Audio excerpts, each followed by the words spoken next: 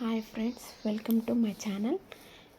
ఈరోజు మీకు చాలా సింపుల్గా ఎగ్ ఫ్రై ఎలా చేయాలో చూపిస్తాం. ముందుగా ఉల్లిపాయలు, పచ్చిమిర్చి, కొత్తిమీరను సన్నగా కట్ చేసి సిద్ధంగా పెట్టుకోవాలి.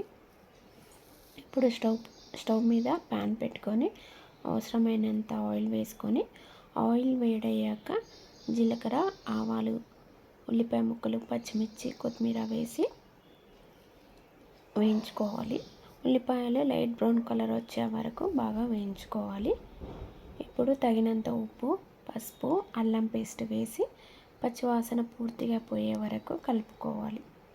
ఆ తర్వాత గుడ్లను ప్యాన్లో పగలగొట్టి వేసుకోవాలి. గుడ్లు చప్పగా కాకుండా ఉండేందుకు కొద్దిగా కారం వేసి స్పూన్తో కలుపుతూ బాగా ఫ్రై చేసుకోవాలి.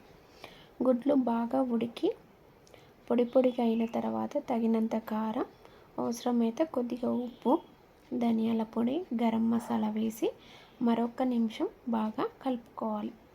చివరగా కొత్తిమీర చల్లి స్టవ్ ఆఫ్ చేసి వేడివేడిగా సర్వ్ చేసుకోవాలి. అంతే, చాలా సింపుల్గా తక్కువ సమయంలో ఎగ్ ఫ్రై రెడీ అవుతుంది. మీరు కూడా ఒకసారి ట్రై చేసి ఎలా వచ్చిందో కమెంట్ చేయండి.